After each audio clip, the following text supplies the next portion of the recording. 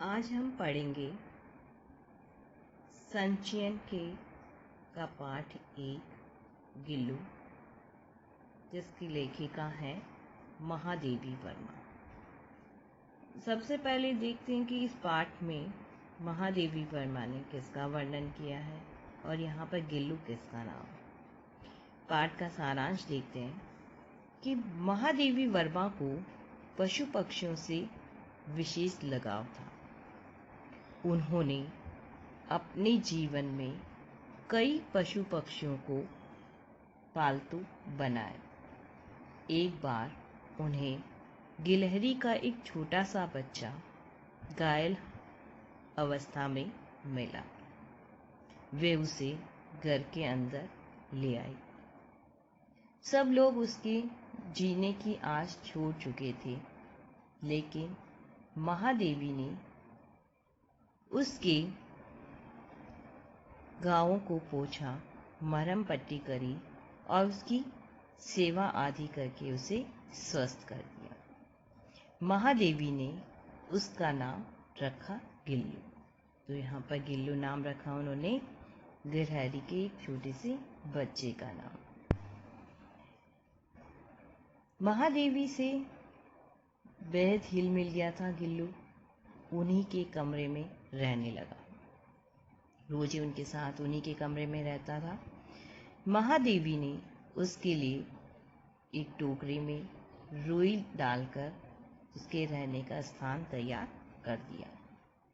वह कभी कभार महादेवी की थाली में ही खाने लगता था, यानी खाना खाने बैठती थी महादेवी वर्मा, तो वह उन्हीं के साथ उन्हीं की थाली में ही खाना खाता था। वह दिन भर भले ही पेड़ों पर उछल कूद करता रहे, मगर शाम होते ही अपनी टोकरी में आकर बैठता था। कभी अपने को इधर उधर छिपाकर महादेवी का मन बहलाता।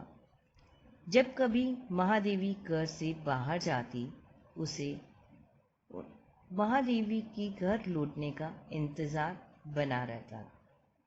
एक बार जब महादेवी वर्मा बीमार हुई, तो जब तक वे अस्पताल से नहीं लौटी, गिल्लू ने भी कुछ नहीं खाया। गिलहरियों का जीवन मुश्किल से 2 साल का होता है। एक समय वह भी आया जब गिल्लू का अंतकाल समीप आ गया। उसकी मृत्यु के बाद महादेवी ने उसे सोन जूही की उसी लता के नीचे दफन करवाया, जहां 2 साल पहले वह उन्हें बीमार हालत में मिला था और जो गिल्लू को बेहद प्रिय थी।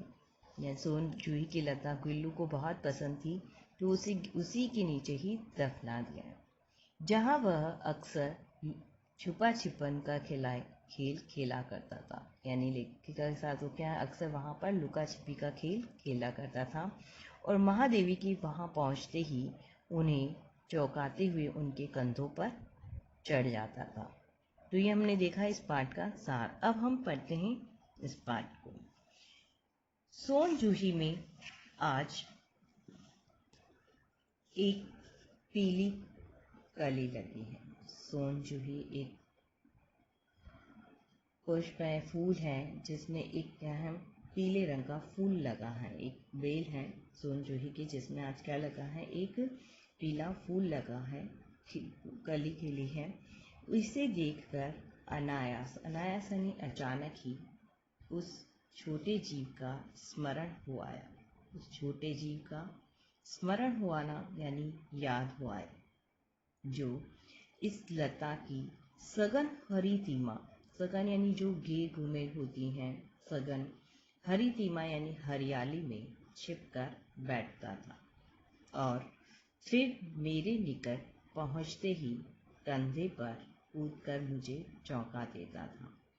लेखिका को जब वो सोन जूही की लता में जब क्या है, एक फूल खिला, पीला कली खिली, तो लेखिका को उस छोटे जीव यानी गिल्लू की याद हो आई, क्योंकि वो अक्सर उसमें छिपकर बैठ जाता था और लेखिका की वहाँ पहुँचते ही वो के कंधे पर कूदकर उन्हें चौंका देता था। तब मुझे कली की खोज रहती थी, तब मैं लेखिका कहती तब मैं उस कली को खोजती थी, पर आज उस लघु प्राण की खोज है, उस छोटे से जीव की खोज है। परंतु वह तो अब इस सोन जूही की जड़ में मिट्टी होकर मिल गया होगा। लेकिन मन ही मन में सोचती है कि अब वह क्या है, इसी सोन जूही की जड़ों में क्या है, इसी मिट्टी में वो मिल गया होगा। कौन जाने स्वर्णिम कली के बहाने वही मुझे चौंकाने ऊपर आ गया हो। लेखिका कहती कौन जाने इस स्वर्णिम यानी सोने के समान पीली जो कली खिली है, हो सकता है इसी के बहाने वो मुझे चौंकाने के लिए आ गया हो। अचानक एक दिन सवेरे कमरे से बरामदे में आकर मैंने देखा 2 कौवे एक गमले के चारों ओर चोंचों से छुआ-छुअन जैसा खेल खेल रहे हैं। एक दिन अचानक लेखिका ने सुबह सुबह क्या है, कमरे से बरामदे में आकर के उन्होंने देखा कि 2 कौवे जो हैं वो क्या है, एक गमले के यहाँ क्या है के चारों ओर क्या कर रहे हैं, चोंचों से अपनी चोंचों से छुआ-छुअन यानी चोंचे मार मार कर क्या है, ऐसा लगा जैसे वो छुआ-छुअन के छिपन छिपाई का खेल खेल रहे हो। ये काकभुशुंडी का अर्थ है कौवे, भी विचित्र पक्षी हैं। एक साथ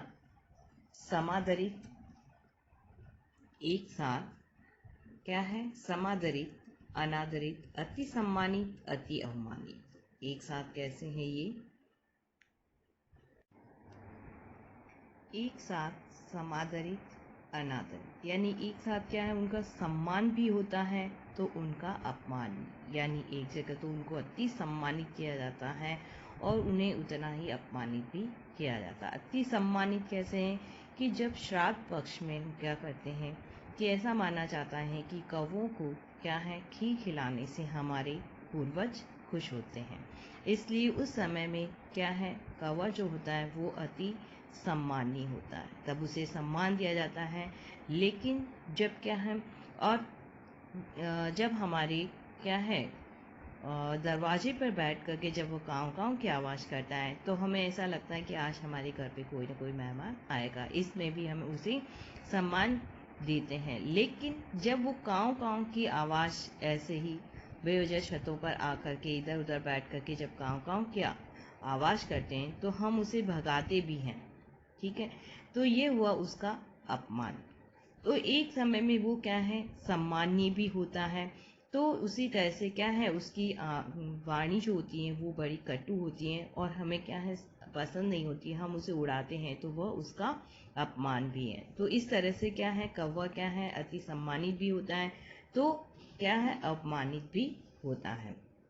हमारे बेचारे पुरखे न गरुड़ के रूप में आ सकते हैं न मयूर के। ऐसा माना जाता है कि जो हमारे पूर्वज हैं वो क्या है, न तो गरुड़ के रूप में आते हैं और न ही मोर के रूप में, न हंस के। उन्हें पितर पक्ष में यानी श्राद्ध पक्ष में हमसे कुछ पाने के लिए काक बनकर ही अवतीर्ण होना पड़ता है। ऐसा माना जाता है कि पितृपक्ष में यानी श्राद्ध पक्ष में हमारे पूर्वजों को हमसे कुछ पाने के लिए क्या है, काक यानी कौवा बनकर के ही यहाँ पर आना होता है। इतना ही नहीं, हमारे दूरस्थ प्रियजनों को भी अपने आने का मधुर संदेश इनके कर्कश स्वर में ही देना पड़ता है। मैंने अभी बताया कि क्या है, गेट पर बैठ कर के जब कौवा बोलता है तो हमें ऐसा लगता है कि दूर से कोई हमारा क्या है, अपना कोई प्रियजन जो है वो आएंगे, हम ऐसा मानते हैं। ऐसे हमारी क्या है पीढ़ियों से यही माना जाता है कि क्या है, जब कौवा गेट पर बैठ कर के बोलता है तो हमें लगता है नहीं, आज तो हमारे यहाँ पर मेहमान आएंगे। तो इस तरह से ये मधुर संदेश भी क्या है, अपनी इस कर्कश वाणी में क्या है, कटु वाणी में क्या है हमें देता है। दूसरी ओर हम कौवा और काँव काँव करने को अवमानना के अर्थ में ही प्रयुक्त करते हैं, क्योंकि ये हमें क्या है, इसकी वाणी जो होती है वो क्या है, कानों को नहीं भाने वाली होती है, कानों तो हम कर्ण प्रिय नहीं होती हैं, इसलिए हम क्या करते हैं, उसे उड़ा देते हैं और ये उसकी अवमानना के अर्थ में ही हम उसे प्रयुक्त करते हैं कि कौवा क्या है, कि श्राद्ध पक्ष में कौवा सम्माननीय होता है, लेकिन ऐसे हम क्या करते हैं, उसकी आवाज़ जो होती है वो हमारे कानों को अच्छी नहीं लगती, इसलिए हम उसे उड़ा देते हैं। तो यह होता है अवमानना का के रूप में दिखता है। मेरे काक पुराण की विवेचन में अचानक बाधा आ पड़ी। ये जो हमारा काक पुराण है, कवों के बारे में जो चल रहा था, इसके बारे में अचानक ही क्या हो गई, बाधा यानी रुकावट आ गई। क्योंकि गमले और दीवार की संधि में, यानी जो जुड़ा हुआ था गमला और गमला जो दीवार से लगा हुआ था, उसके बीच क्या है, एक छोटे से जीव पर मेरी दृष्टि रुक गई।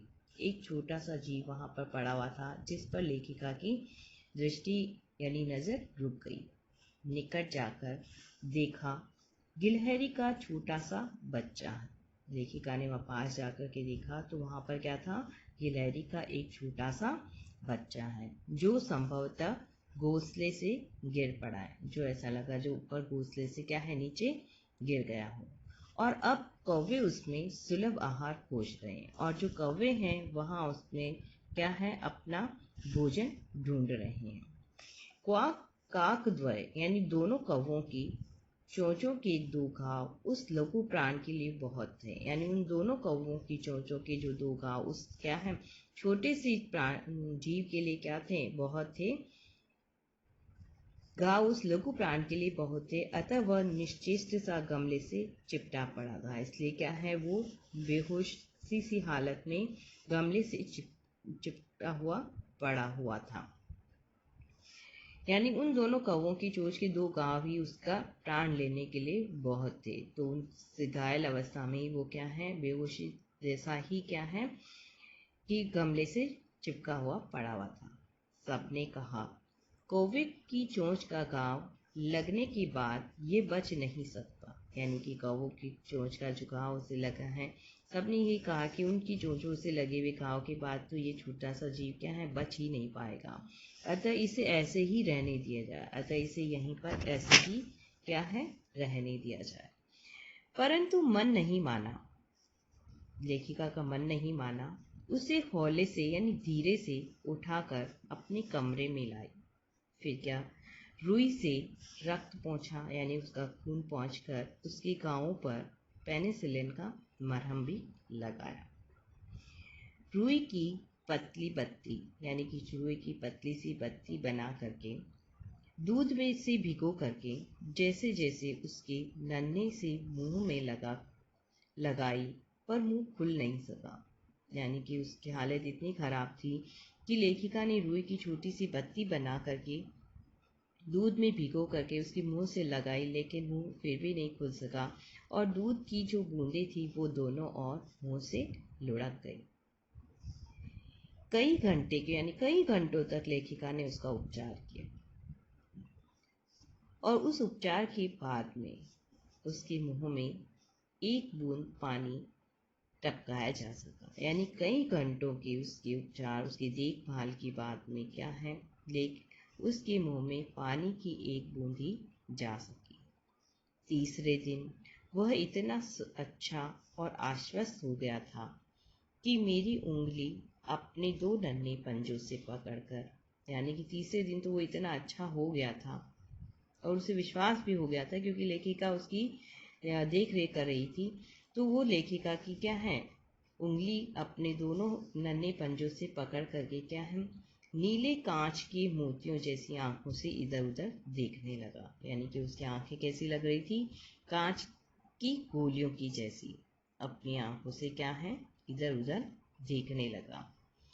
3-4 मास यानी कि 3-4 महीने में उसकी स्निग्ध यानी चमकदार रोएं, जो रवे थे उसके ऊपर कैसे हो गए, चमकदार हो गए। जब्बेदार पूंछ यानी कि अच्छी भरे भरे उसकी क्या हो गई, पूंछ थी। और चंचल चमकीली आंखें, उसकी आंखें ऐसी कैसी, चंचल चमकीली, विशेषण दिए गए उसकी आंखें कैसी थी, चंचल और चमकीली थी, जो सबको विस्मित यानी आश्चर्यचकित कर देने वाली थी। हमने उसकी जातिवाचक संज्ञा को, जातिवाचक संज्ञा क्या की, गिलहरी। जातिवाचक संज्ञा क्या की, गिलहरी है, गिलहरी में सभी गिलहरियां आ जाती हैं, इसलिए इसे जातिवाचक संज्ञा कहा। तो हमने यानी लेखिका का हमने उसकी क्या है जातिवाचक संज्ञा को क्या करा, व्यक्तिवाचक का रूप दे दिया। अर्थात उसको गिलहरी से आकर के यानी कि जो गिलहरी थी जातिवाचक संज्ञा, उसको उन्होंने क्या है व्यक्तिवाचक का रूप दे दिया। इस प्रकार हम उसे गिल्लू कहकर बुलाने लगे। अर्थात व्यक्तिवाचक संज्ञा का रूप दे देने का मतलब उसे एक नाम दे दिया गया। और नाम उसे क्या दिया लेखिका ने, गिल्लू। मैंने फूल रखने की एक हल्की डलिया में रुई बिछाकर उसे तार से खिड़की पर लटका दिया। अब लेखिका ने उसके रहने के लिए भी जगह तैयार करी कि फूल रखने की जो डलिया होती हैं बांस की, उस डलिया में उसने क्या करा, रुई बिछाई और उसे क्या करा, तार से खिड़की पर लटका दिया। वहीं 2 वर्ष गिल्लू का घर रहा। वही क्या था, जो डलिया थी वही डलिया 2 साल के लिए उस गिल्लू का घर बना रहा। वह स्वयं हिलाकर अपने घर में झूलता और अपनी कांच की मनकोसी आंखों से कमरे के भीतर, अब वो क्या करता, वह स्वयं ही उस डलिया को हिलाता, उसमें झूला झूलता था और अपनी कांच की जैसी आंखों से, कांच की मन को जैसी आंखों से क्या करता था, वो कमरे के भीतर यानी अंदर और खिड़की से बाहर न जाने क्या देखता और समझता रहता था। और खिड़की के बाहर न जाने वो क्या देखता रहता था, परंतु उसकी समझदारी और कार्यकलाप पर सबको आश्चर्य होता था। लेकिन उसके जो कार्यकलाप थे, जो उसकी क्रीड़ाएं थी, जो वो करता था, उन सबको देख करके क्या है सभी लोग क्या करते थे, आश्चर्यचकित हो जाते थे। क्या थी, उसकी समझदारी और उसके कार्यकलाप, जो वो कार्य करता था और जो वो समझता था, उसको देख करके तो सभी आश्चर्यचकित हो जाते थे। जब मैं लिखने बैठती, यानी लेखिका कहते हैं कि जब मैं क्या करती थी कि लिखने बैठती थी, लेखिका है तो क्या है, अब जब अपना कार्य करने के लिए बैठती थी यानी कि लिखने के लिए बैठती थी, तब अपनी ओर मेरा ध्यान आकर्षित करने की उससे इतनी तीव्र इच्छा होती थी, यानी कि जब वो लिखने बैठती थी तो उसके मन में यानी गिल्लू के मन में ऐसा आता था कि वो क्या करे कि लेखिका का ध्यान अपनी ओर आकर्षित कैसे करे। यानी उसके मन में ये रहता था कि लेखिका क्या करे कि उसे देखे। तो उसने एक अच्छा उपाय खोज निकाला, उसने एक उपाय भी खोज निकाला था कि क्या है, एक उपाय निकाल लिया था कि वह मेरे पैर तक आकर सरल से पर्दे पर चढ़ जाता, यानी लेखिका के पैर तक आता था और जल्दी जल्दी यानी पर्दे पर चढ़ जाता और फिर उसी तेजी से उतरता था। यानी लेखिका के पास क्या है, वो पर्दे पर चढ़ता, पैर तक आकर सर से पर्दे पर चढ़ता और उतरता, यही क्रम उसका जारी रहता था। उसका ये दौड़ने का क्रम यानी कार्य जो था वो तब तक चलता जब तक मैं उसे पकड़ने के लिए न उठती थी। यानी वो ऐसा तब तक करता था जब तक लेखिका अपने कार्य से उठ नहीं जाती और उसे पकड़ नहीं लेती थी।